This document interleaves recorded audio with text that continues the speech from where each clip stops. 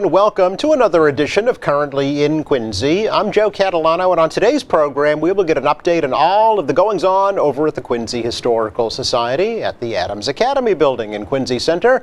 Ed Fitzgerald and Alexandra Elliott will join us later on during the program, but first, as always, we take a look at the weather and the news for you. Currently in Quincy, sunshine with a few clouds out there. It's already 85 degrees, going to be a warm one. Highs in the low 90s this afternoon. The humidity is in check right now, so it doesn't feel too bad. For tonight, partly cloudy, lows right around 70 degrees. The last weekend of July 2022, and it's going to be a summery one for sure. Mid to upper 80s for both days, and we kick off August on Monday with a high about 90 degrees. It does look like another heat wave is headed our way for next week. Actually, the whole month of August looks very warm.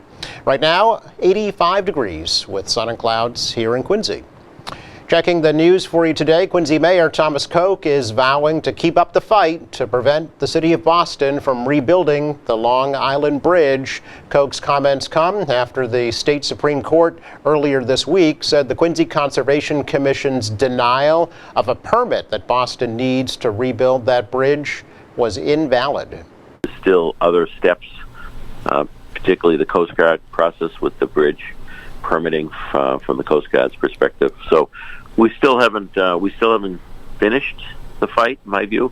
We'll continue to do that. And I can only imagine what the cost of the bridge would be today with the cost of materials and so forth. It's got to be well over $200 million.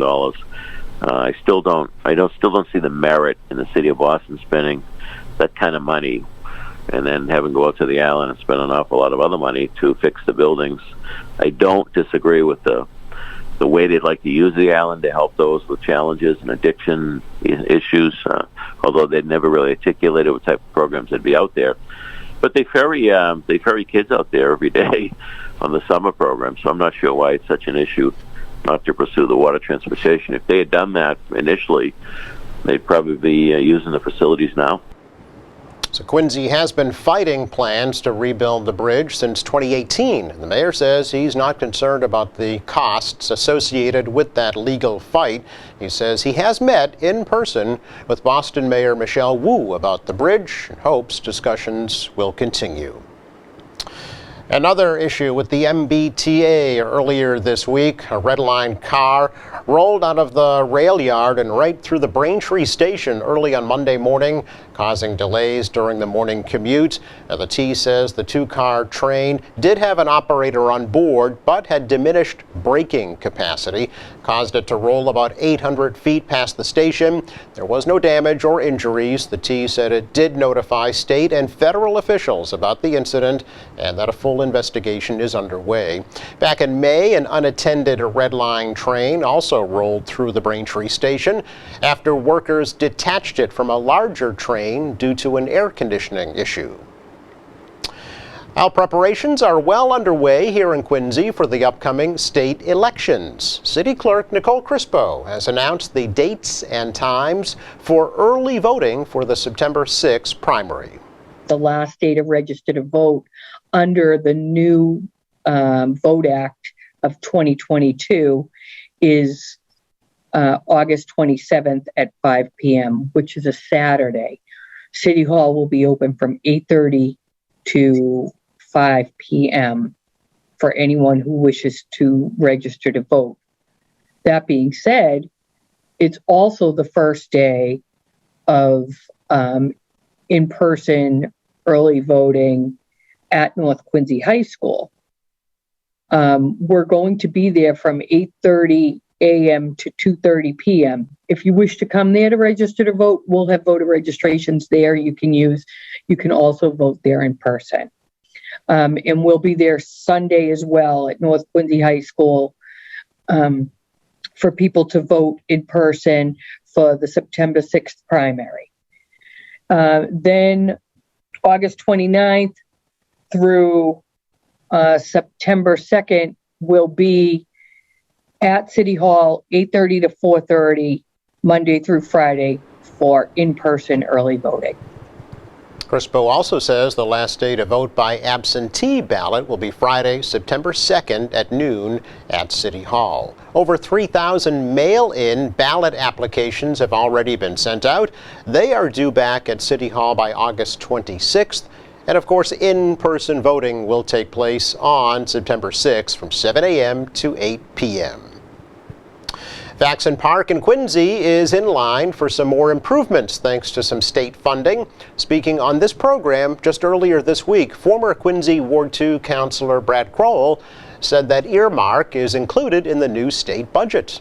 That the Faxon Park itself, via the Friends, will be awarded another $50,000 through the state in this year's budget. So that's a long-standing relationship that Speaker Mariano has certainly had and continues to advocate for his community. He's also lives up in the area. Yes. Yeah. And obviously the mayor has been worked strong with advocate, me once upon a time, and I trust now the the current counselor to continue to move the mission forward. That's great.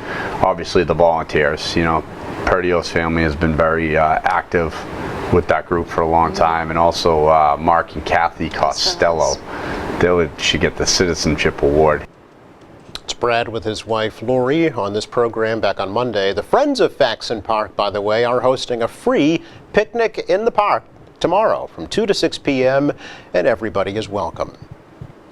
New England Aquarium staff released a rehabilitated endangered sea turtle off the coast of Cape Cod earlier this week. Adobo, a 44-pound loggerhead sea turtle, was treated at the aquarium's Sea Turtle Hospital at the Quincy Shipyard. Since becoming stranded last winter, Adobo was treated for hypothermia, dehydration, and pneumonia and was released back into the ocean on Wednesday morning. Researchers will track Adobo through an electronic monitoring device that was attached to his shell. Loggerhead turtles can live up to 80 years. They migrate from the Bahamas, Cuba, and Mexico. Last season, the aquarium admitted more than 500 turtles for medical care. That is our check of news. Coming up, we sit down with Ed Fitzgerald and Alexandra Elliott of the Quincy Historical Society. That's next.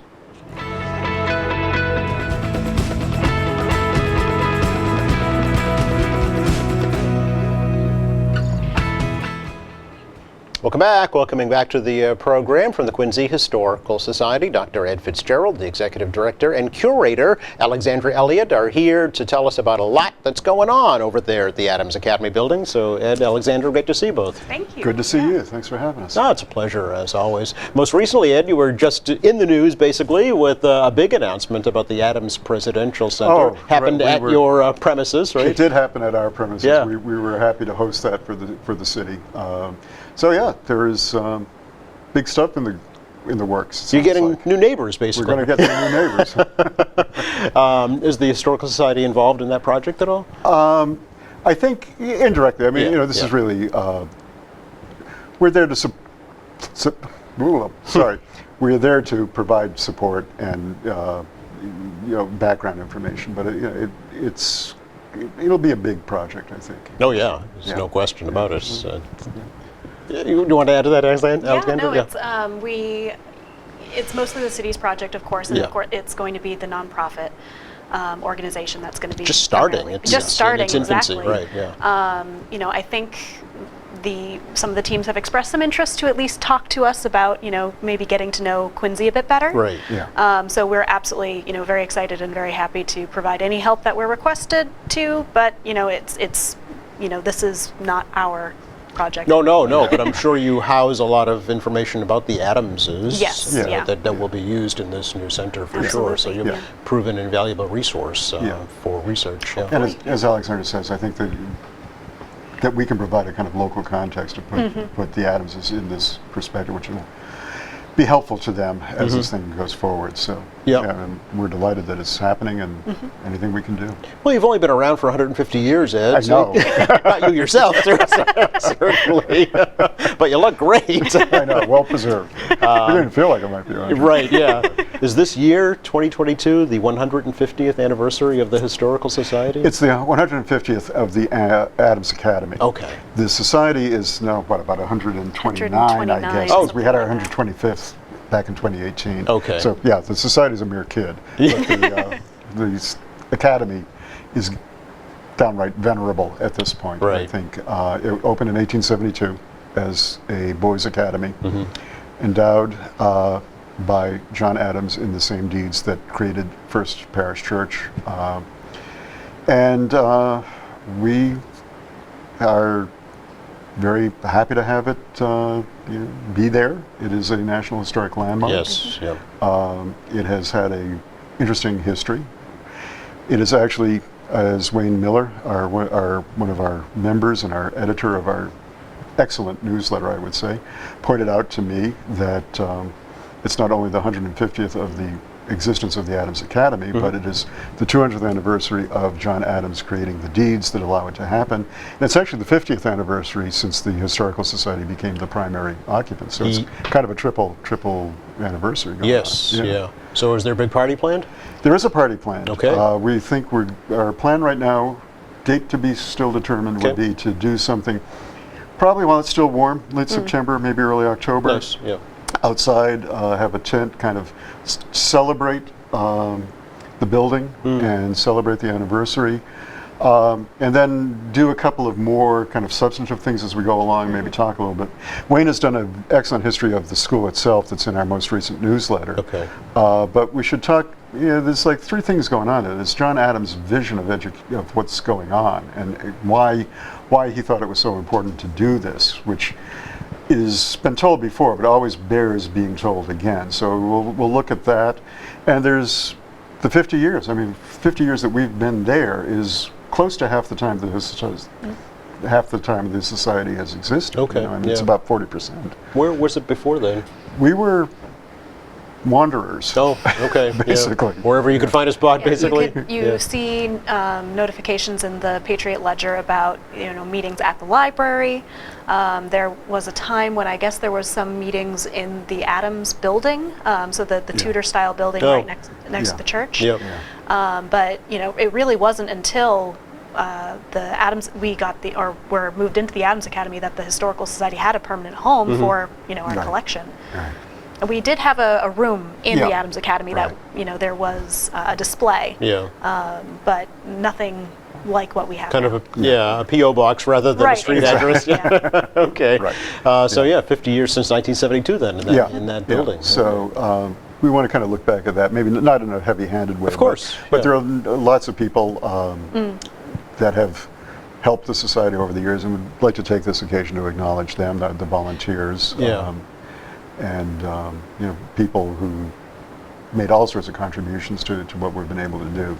So we're going to try and do all three of those things in different kinds of ways, Okay. of course. But having some fun. Well, you have the top unique list. thing about your location is you actually have a front yard in know. Quincy Center. I know. Good sized front yard in We know, Quincy a very Center. good Yeah. size front Yeah. yard. And yes, I mean, that's the other thing is since, we've talked about this I think before, but for first time in a very long time, people can actually see the building the way the building was meant to be Yes. seen. And it is an architectural gem. Wasn't always appreciated, but it really, it anchors that end of Quincy Center. It No anchors question. the north end of Quincy Center. There's no question about it.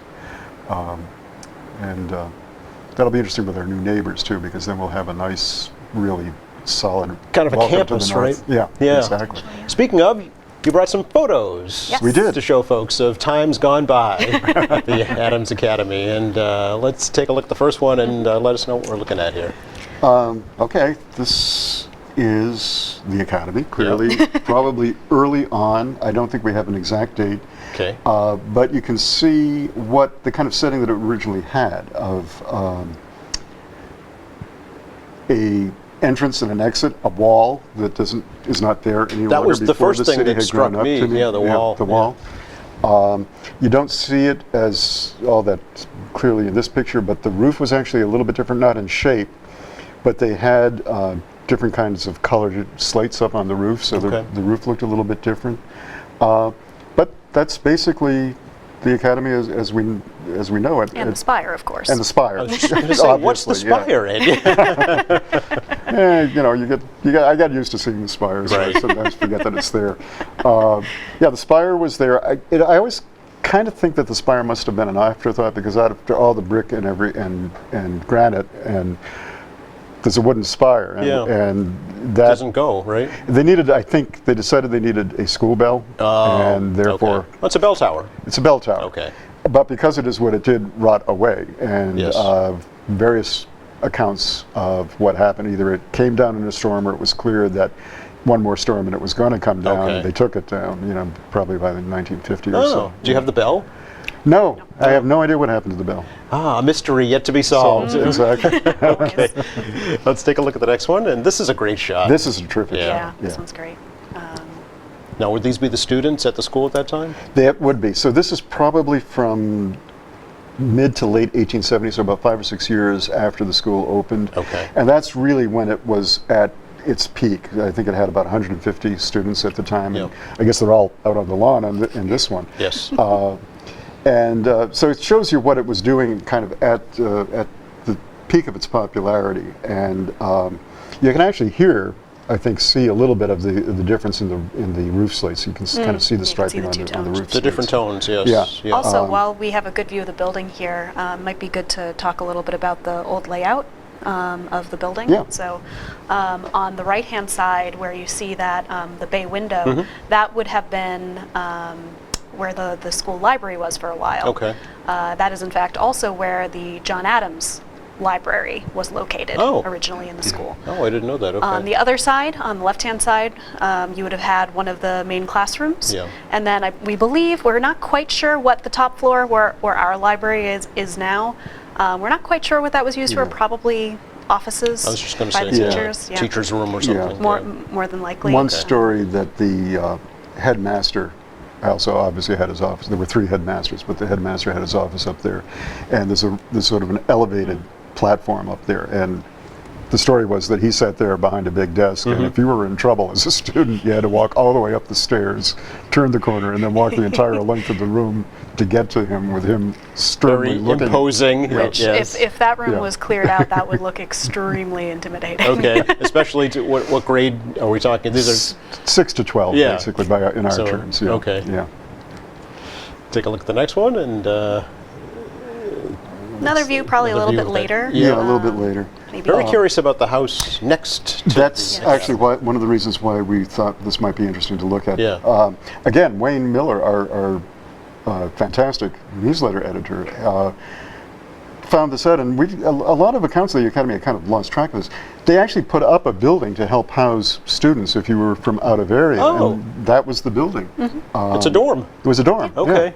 Yeah. Then later they used the Hancock House, which was a hotel kind of down, kind of where the entrance to the T station, driveway Yeah. is now. Oh, very good. But yeah, I mean, it's just interesting. Otherwise, the bill is again early, and the building looks basically the way it did throughout all those early Except for years. the trees, those are gone. The trees are, yeah. Yes. We do still have some very nice big oaks next to Yeah. us, but Right. On the other side, on the other side.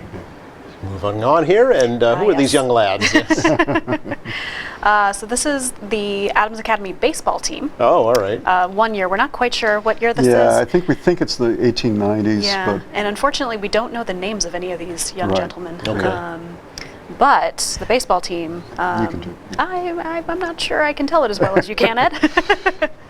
the baseball team had a rivalry with Quincy High School. Imagine. Because there was no north at the time. There was no north at the Right. time, so So someone had to.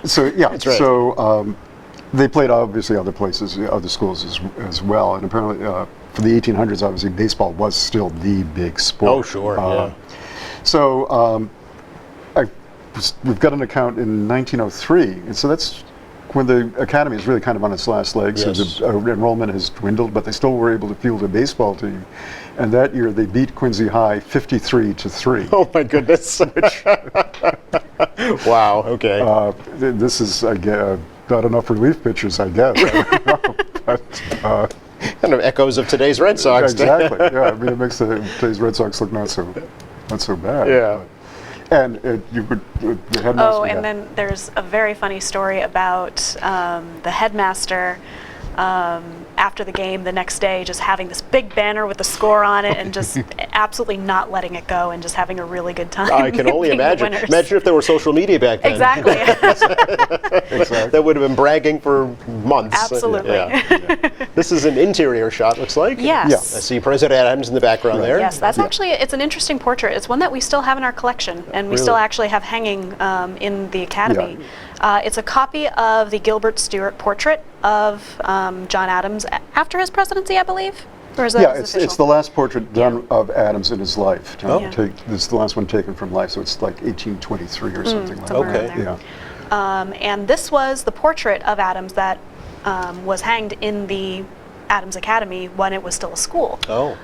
So it was the stern-looking Adams looking at all the boys while they were learning. Yes, yes, yes. And it's quite interesting that that is one of the few pieces that still remains from the interior of the school that we still have to this day. Yes, this is a copy though, right? Yes, this is a copy. Okay. Yes, Yeah. no, this is not the original. Right. And Stuart. the other thing about this photo, and I think the next photo, is these are photos from sometime before 1972, before this Historical Society kind of took over. This shows what had been done. It had been cubicalized. cut up into cubicles. Yeah. The drop ceiling had been put in to cover the cathedral because Yeah. it was being used for all sorts of offices and things like that. Sure.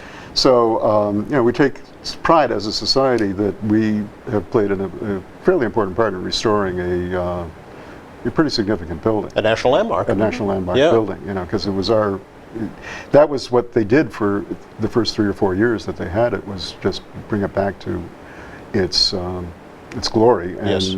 it's been a fair amount of our activity over the years as well to keep it that way. And again, the society is a nonprofit, 501c3 small organization. Yeah. A lot of volunteers I know Right. take Yeah. part in this. Yeah. So it's not it's a labor of love. It's a labor of love, and Yeah. clearly, I mean, the city has been a great help in Of terms course. of preserving, Yeah. helping us finance some of the preservation efforts, particularly more recently, and the state through the Mass Historical Commission and things like that. So, but yes, I mean, it's also the people on the ground that have to see it and say, we better do something Right. about this. Yeah. Because they care about it, right? Yeah, exactly. Yeah. Exactly. Let's talk a little bit about, last time we were here, we talked about kind of an immigrant research project that the Yeah. Historical Society Yeah. was undertaking. Where's that stand Yeah. now? We are hoping that we will bring this to fruition this fall. Okay. It's kind of been going on for a long time, and it's kind of gotten at a couple of points pushed back because pressing things happen. We had a pandemic and stuff like but that. we've been Little- trying. little things. Yeah. We kind of made a commitment back we more than kind of made a commitment back at the 125th anniversary that we would not just look at the Adamses and all the revolutionary history, but we would really try and make a stab at covering the history of the 20th century, which has not been covered, really. I mean, there's no real comprehensive history of 20th century Quincy or even late 19th century Quincy. So one of the places to start with that is to look at the immigration and how that transformed the city between, let's say, 1850 and 1925. Okay. So that's really the focus of the project.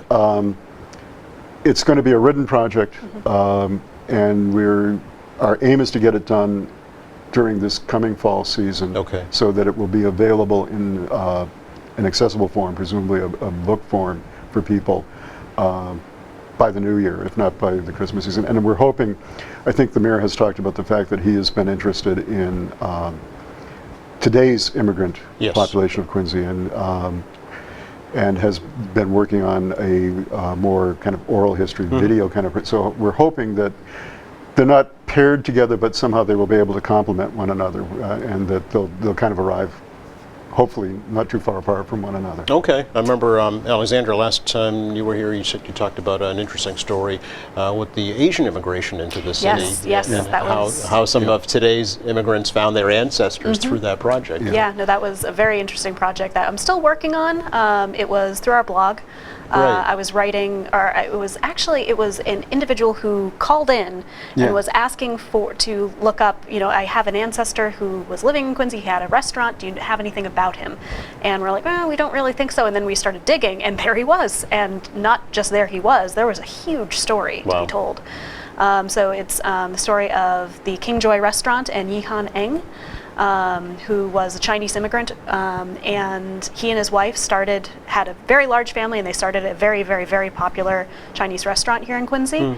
It was not the first, but it was the first successful Chinese restaurant. The first one only lasted a year or two. Oh, okay. So this one, I persisted for, I think, about 50 years. Wow. Okay. And it was certainly extremely successful. Yeah. So the second part of the project that I'm still working on, but because of other things coming up, I haven't had time to finish it yet, is digging a little bit more into the second generation of the Yang family with the kids, because some of them were extremely remarkable. One of the daughters served in World War II as a nurse, Wow. and her story is extremely interesting. Yeah. So much that So much. has yet Yeah, to be told. exactly. Yes. Exactly. Thank you both. Really appreciate the opportunity for Absolutely. the updates. Oh, thank you. It's always a pleasure. And go to your website, of course, give you a call, or you're open to the public now? Open to the public? We're Yep. open to the public. Yep. Stop on Yep, by. yep. So quincyhistory.org, and you can find us online. Yeah. All right. Good to see you both. You as well. You Have too. a good rest of the summer. You too. You too. And it's going to feel like that. Recapping the forecast for you for the rest of the day. Today, sunny and warm, probably 90 or better this afternoon, but the humidity is still in check, so it just feels like a summer day. It's not going to be that way coming up over the weekend and into next week as the Triple H weather returns. Probably a heat wave again next week. Thanks again to Ed Fitzgerald and Alexandra Elliott for joining us from the Quincy Historical Society. Thanks to our crew. Thank you for watching. We're off on Monday. Join us next Friday. Members of the Wollaston Hill Neighborhood Association will be here. And check out our website anytime, qatv.org. There's news and information, video on demand, live streaming, and much more. For all of us here at QATV, I'm Joe Catalano. Have a great weekend.